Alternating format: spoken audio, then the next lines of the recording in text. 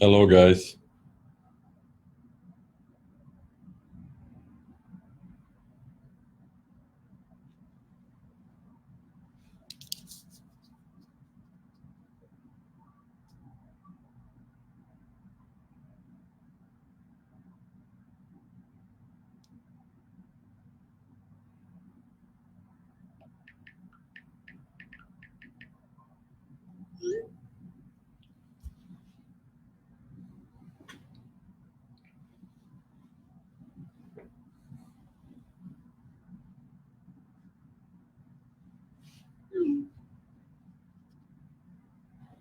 Can you hear me?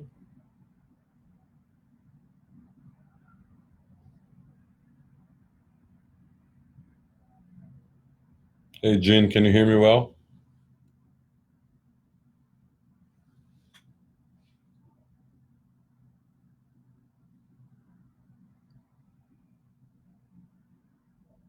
Great. Sounds good. Shall I stay on live and wait till 1:05 or want me to end and then come back?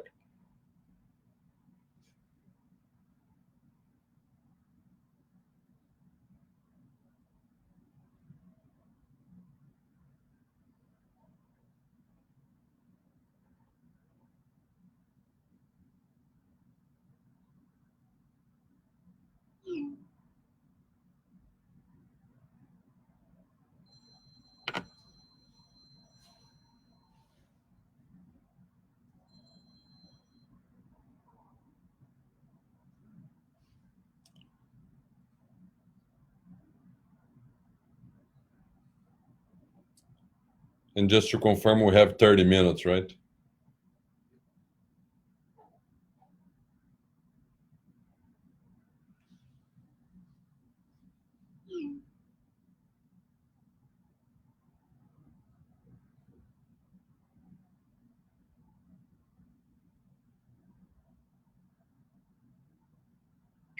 Hey, Paula, Ricardo Hanel here.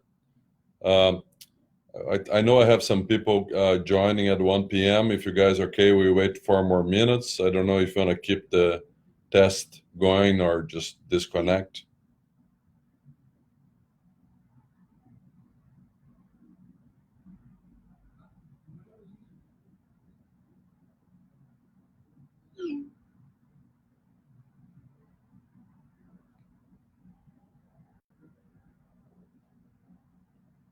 Okay, I'll give 3 more minutes for people to join and then we start, okay?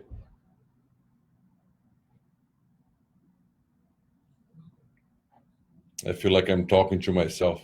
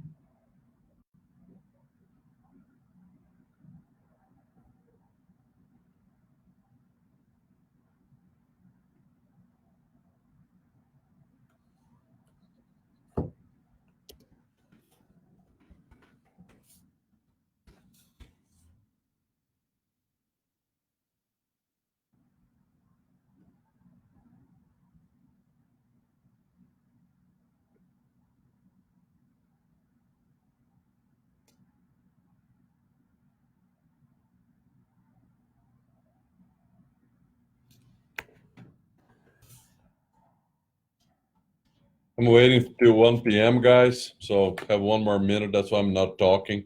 Give me one more minute and I'll be talking, okay? Hang in there. We have a 1 p.m. official start time, so.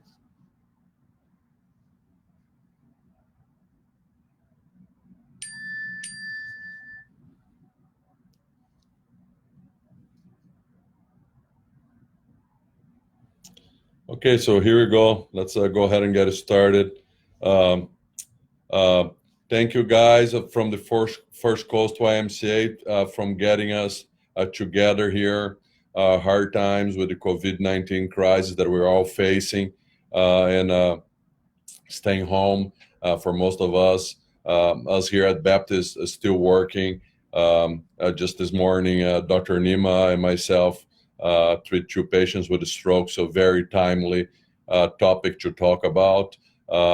Just before we start, I just want to say hi to these guys. Best part of life, right? Our families, for them being at home and dad here at work.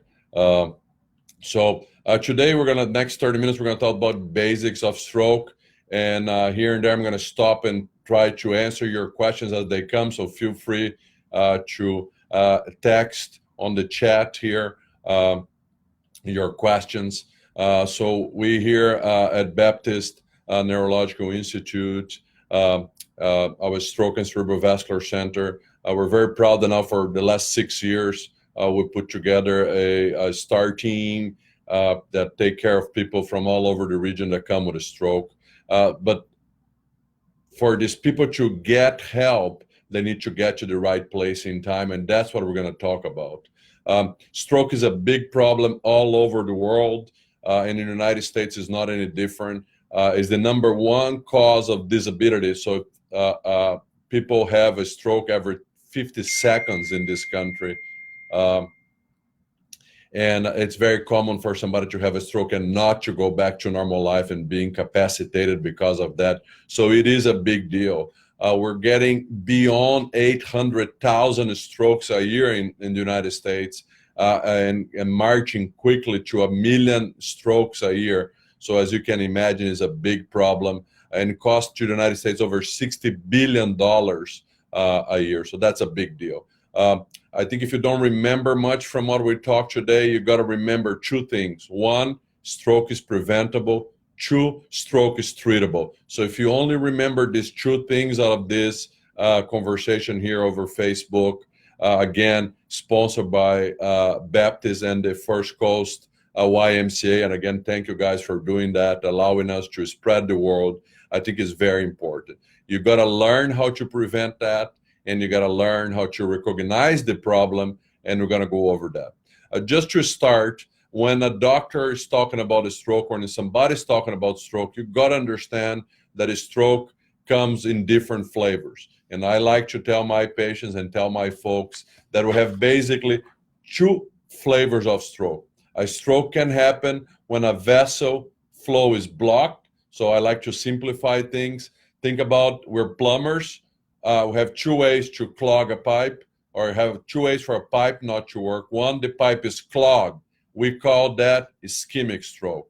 So it means that the flow cannot get there because there's a blood clot or a piece of fat plaque that blocked that pipe, and the flow cannot get to the brain.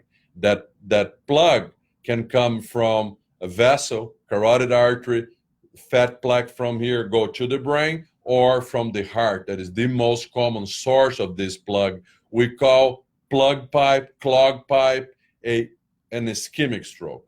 Second type of stroke, when the pipe bursts.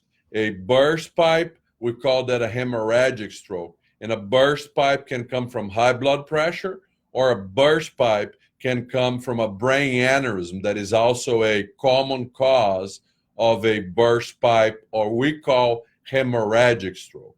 So those are the two basic types of stroke: clog pipe, ischemic, burst pipe, hemorrhagic stroke. We're going to focus on the talk here into clog pipes, ischemic stroke, and if we have time at the end, we'll talk more about hemorrhagic stroke. And if we don't have time, we'll come back, and Dewey is excellent in organizing this for us. We can do this again and talk about specifically about burst pipe, brain aneurysm, hemorrhagic stroke. But from now on, we're going to be talking about clogged pipes, ischemic stroke. Happens every day in the country. Many times, every 53 seconds, there's somebody having a stroke in the United States. And it's very important for us to know how to recognize this and how to prevent this. We try to simplify things as much as we can, and we use an acronym with the word B-FAST, B-E-F-A-S-T, B-FAST. If you memorize that, that stands for a couple of different things that can be going wrong. Keyword to remember: sudden change in the life of somebody. So somebody is here, we're talking, and out of a sudden, this person cannot speak. Out of a sudden, this person cannot move the face. Out of a sudden, the person cannot move the arm. So keyword to recognize a stroke is sudden. A sudden change on something, it has to raise a red flag in all of us that this could be a stroke. The acronym B-FAST stands for sudden change in balance. This person starts to walk and they start leaning towards one side or the other. So sudden onset of a balance problem. That's the B. Sudden onset of an eye problem. This person cannot see. This person is seeing double. That's what the E stands for. The F on the B-FAST word stands for face changes. So the person has a facial droop, cannot move one side of the face versus the other. The A stands for arm. So the person puts their arm like here, and all of a sudden one arm is falling, or a sudden numbness on one side of the body, arm numbness, that counts as well. The S stands for speech, and Brazilian accent does not count as a speech problem. So the person has a slurred speech. The person cannot get the proper words out. That's the S on the B-FAST word. And the last one is the T, and the T is the most critical, is time. If you're having somebody in front of you or you having yourself, don't sweat. Dial 911. All paramedics all over Jacksonville in the region are very well trained to recognize the symptoms and guide you through that. God forbid you try to drive mom with a stroke in a car and she has a seizure. God forbid you try to drive your beloved one there and this person has a seizure in the car while you're driving. Not a good situation to be on. You're driving with somebody, so don't sweat. Dial 911. That is the right thing to do. And all paramedics in Jacksonville, South Georgia, and Northeast Florida, they're all very well trained in all counties of our region. So don't sweat. Dial 911.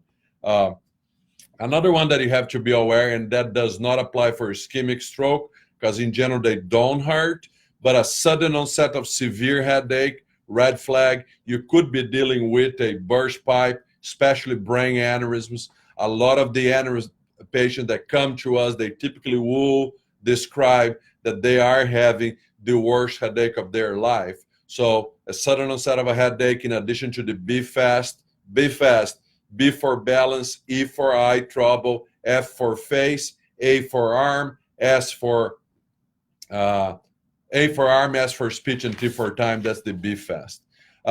We can treat strokes and we can prevent strokes. Remember those two things. That's probably the most important message that you got to remember today. It's treatable, and it's before that preventable. As Ben Franklin used to say, 1 ounce of prevention is worth more than a pound of treatment. So you got to remember that. The symptoms of the stroke are very dependent on where on the brain this is locating. So it becomes tricky sometimes to recognize, but you got to remember that. And the right thing to do is to go to a place that can offer all kinds of treatment for that. Again, as I told you on the big picture, this happens about 800,000 times. It's a lot of people every year in this country. My home country, Brazil, for example, year on, year off, is the #1 cause of mortality in the country. In the US, stroke is somewhere between a 3rd and 5th cause of mortality in the United States.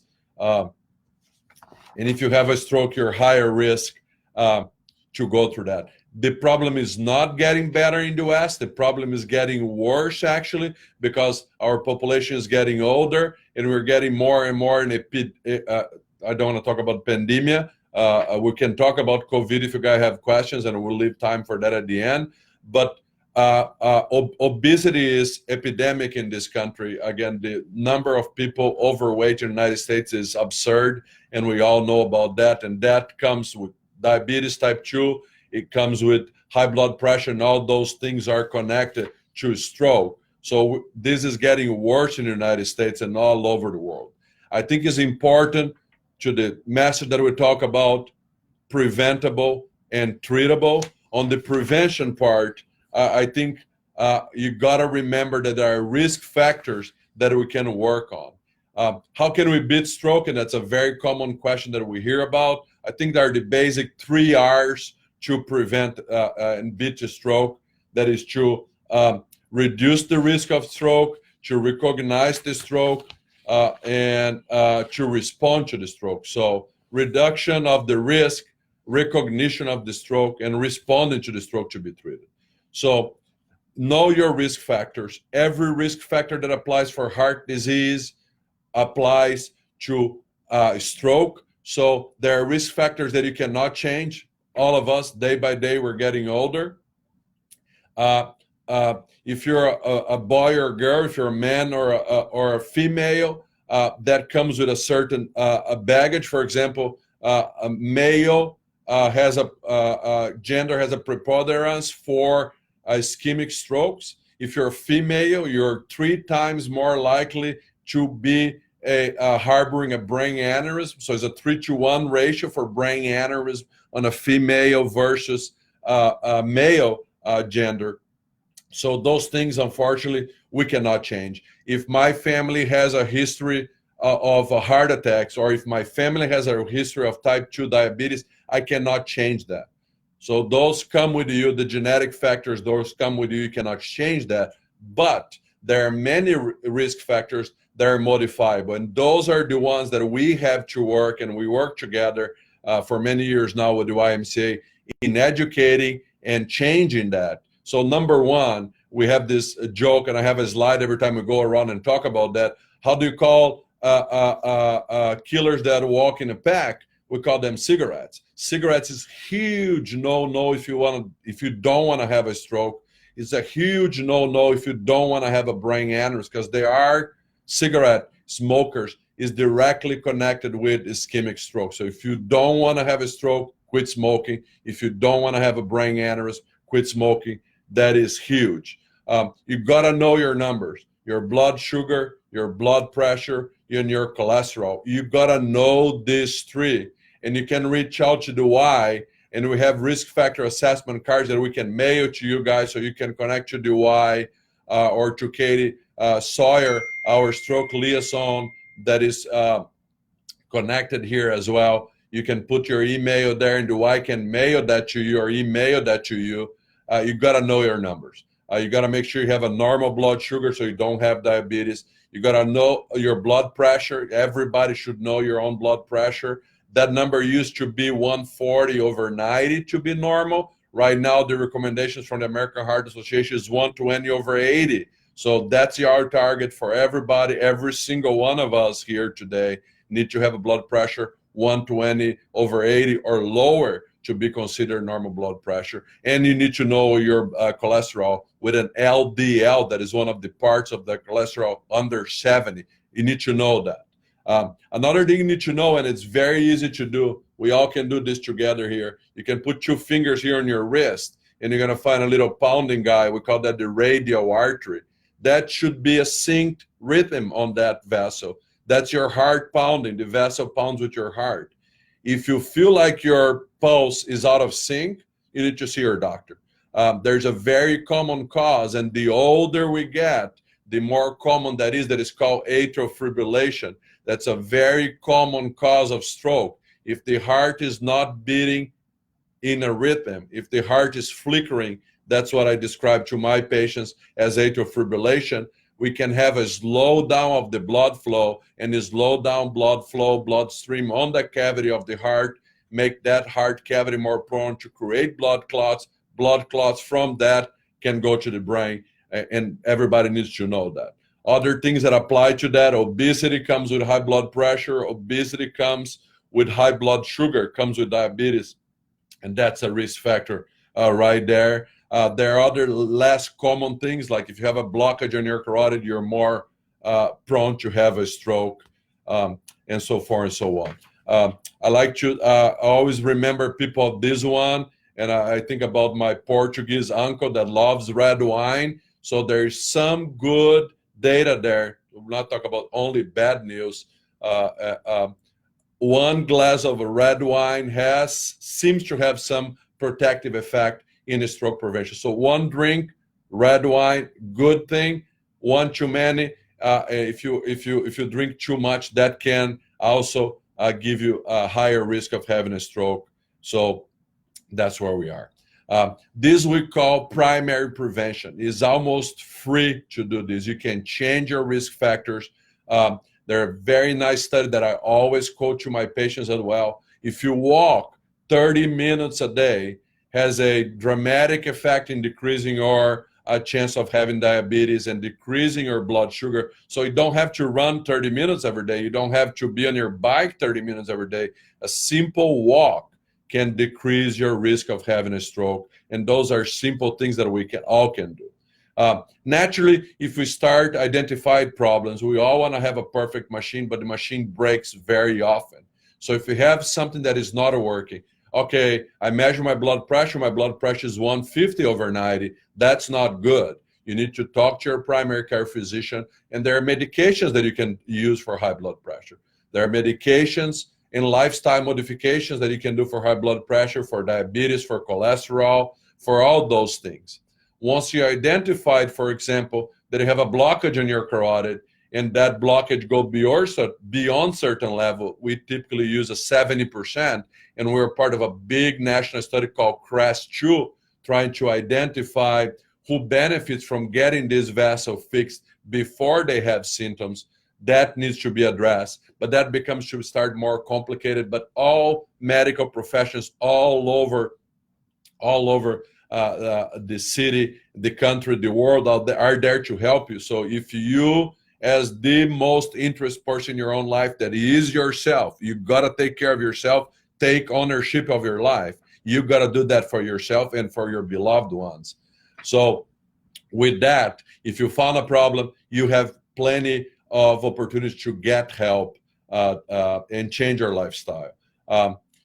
In patients that have symptoms or have high-risk features, we have medications to do that. Aspirin is a very good medication. We don't recommend everybody to take a baby aspirin every day to prevent a stroke, but if you have risk factors, especially if you had symptoms, aspirin can be a good medication, as well as other medications like clopidogrel and some of the anticoagulant medications. So we talk about prevention, we talk about recognition. That's the second of the 3 R's. So reduction of the risk, recognition of the symptoms. Again, be fast, B for balance, E for eye, F for face, A for arm, S for speech, T for time, dial 911, go get help.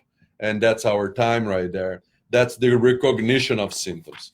If, God forbid, you see somebody in front of you having that, and everybody should be able to recognize that. That's a big task that we have in front of us in this country.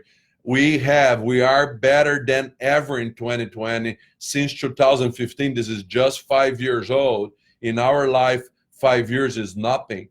Only for the last 5 years, we have available the most important way to treat patients with big strokes that we call thrombectomy. And again, my analogy with a plumber, we are rooters of the brain. So if somebody comes to us with a big stroke like this lady that we treated this morning, or this gentleman that we treated this morning, Dr. Nima treated this morning, if this person did not recognize the symptoms, if their family did not recognize, if the professional on the other side, like this lady that came from Valdosta to us, if they did not have recognized her having a stroke, we wouldn't be able to use all the fancy tools that we have here at Baptist to help these people. So recognition is a big part of that. So you are part of that too. Every single person in the world should know how to recognize that. If you go all over the world, you tell somebody, I'm having chest pain, to prove otherwise, everybody, a lot of people, lay people with all levels of education will know chest pain to prove otherwise is a heart attack. So we need to recognize the F.A.S.T mnemonics. So got to recognize those sudden onset of those things to prove otherwise is a stroke, because a stroke is treatable. If you get to a place that there are the stroke centers that can give you medication, we call that TPA, is a blood clot buster. The TPA can be given, and that's treatment for stroke. But once you go beyond 4.5 hours from the beginning of symptoms, the blood clot buster does not work as well. So the first line treatment that is available all over the country is a blood clot buster that we call TPA. For that, we have a time window approved by the FDA of 3 hours, with American Heart Guidelines up to 4.5 hours. Unfortunately, we're part of a study that assess every single person having a stroke in Florida and Puerto Rico. So this is called the Florida Puerto Rico Stroke Registry. Unfortunately, in our state, on average, it takes over 5 hours to a person to recognize a stroke and come to be helped. So it's very, very important to educate people. If you're having symptoms, do not play those down. Do not take it easy and wait. You gotta recognize the symptoms and dial 911, because you could be missing an opportunity right there to be helped. This is a true story. Patient having a trouble. He cannot see on his left eye, and he decided, you know what, I'm gonna finish watching the Jaguars game before seeking attention to an eye blindness.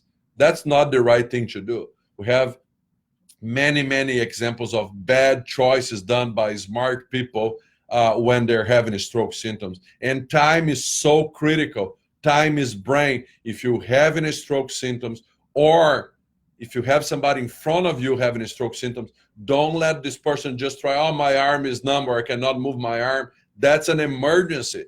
And minutes can make a difference. Every 10 minutes that you waste to seek help can make a difference in between going back to normal life or being disabled for life. So that's very important that you recognize that. Don't delay that. Don't let mom, dad, your beloved one, anybody, your friend, don't let them try to downplay this. If you have a symptom and it falls on this F.A.S.T description, or is a sudden onset of change on that person that was not there before, don't downplay that. You gotta act fast. You gotta dial 911 and get this person to get help. Again, as we talk, other than bleedings that in general come with a headache, or a person passing out, get comatose, just unresponsive in front of you, that is a sudden change of something. We call that change on the level of consciousness. That's important. Unfortunately, with most of the ischemic strokes, they don't hurt. The heart hurts. People pay attention to pain, especially if you're a boy, you're less resistant to pain. But all of us, if something hurts, it catch our eyes, catch our attention very quick. A lot of times, ischemic strokes don't hurt, and that can be misplayed. It can be denial for the person having there. We have something that we call agnosia. The person doesn't recognize even the arm or the part of their body of being their own, so that can help on a stroke, and that is important for other people to recognize that. That's not the time for any of us to worry about cost, and that's one of my favorite things about the US system. If you land an AR, you're going to be taken care of. Doesn't matter in terms of an emergency. We're going to take care of you. Doesn't matter anything else. So if you're having stroke symptoms, if your beloved one is having stroke symptoms, if your friend is having stroke symptoms, 911, go get help. You're being taken care of. Don't avoid being taken care of. And again, the response to a stroke is the third R, is the response. Don't delay, guys. Every single paramedic, we have an extremely well-trained group of men and women out there taking care of all of us. COVID times, strokes still happen, and unfortunately, we're seeing delays because of COVID. Everybody's worried about lockdowns all over the state, country, and the world. Again, stroke symptoms can happen. Don't delay. Don't delay your response because of a hard problem, hardship all over us.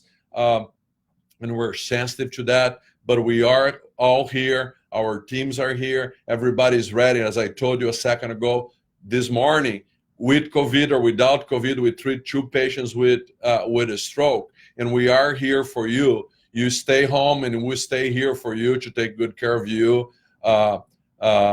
And that's where we are. If you guys have any questions, I think we're on the last 5 minutes of this live First Coast YMCA and Baptist transmission. If you have any questions, you can type them there. I'll be glad to answer. I'm just going to say 2 minutes, 1 minute comment on the COVID-19. There are a lot of talking about that COVID-19 infection could make people more prone to have strokes. And we're seeing this and got experience shared by our colleagues from Wuhan in China that I had the pleasure of visiting. Beautiful city of Wuhan. Colleagues from Wuhan General Hospital had the opportunity to share their experience with us. Colleagues from New York City, Dr. Jay Mocco from Mount Sinai last week on a brilliant webinar sharing with us. They have the impression that COVID infection, high prevalence places like Wuhan, like New York, they seem to be seeing a higher incidence of stroke. We're prepared, we're bracing for that. Baptist and the whole medical system in Jacksonville area is braced and ready for this wave to hit. And we're hoping and praying that it won't hit us, but we're going to be ready for that. And we're ready for that if that comes.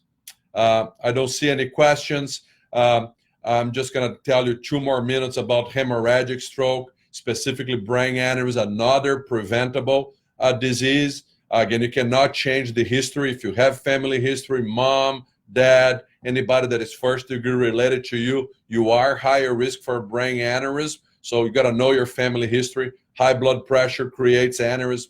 Cigarettes, as I told you, create brain aneurysms. So be aware that you could avoid one. Be aware of symptoms of aneurysm. Worst headache of your life, you got to seek attention. A lot of us have headaches. If you're a migraine person, all of a sudden this headache, change the pattern. This is not my typical headache. I'm a headache person. This is not my typical headache. Seek attention. Go see a physician, go see a neurologist, or go to the emergency room. And if you're having the worst headache of your life, you gotta go to the emergency room. You gotta prove beyond any questions. All CAT scans, all ERs in the region are equipped with the CAT scans. We do a quick CT of your head, and we will rule out bleeding of an aneurysm. I think I'll stop here, guys. I think we have 2 more minutes. Brain aneurysms are treatable. We have all the tools. There are not many places in the world as equipped as we are here in Jacksonville, specifically at Baptist. We can do all kinds of different treatment, from opening of the skull for clipping, that is the most traditional, but about 80% of the aneurysms today we treat through the groin with a very small little 17,000 of an inch tube into the brain. We can stuff the aneurysm from inside with coils or newer tools like flow diverters, intrasaccular devices, and we're part of many clinical trials for aneurysms and for stroke here, bringing the best in the world to Jacksonville in the region.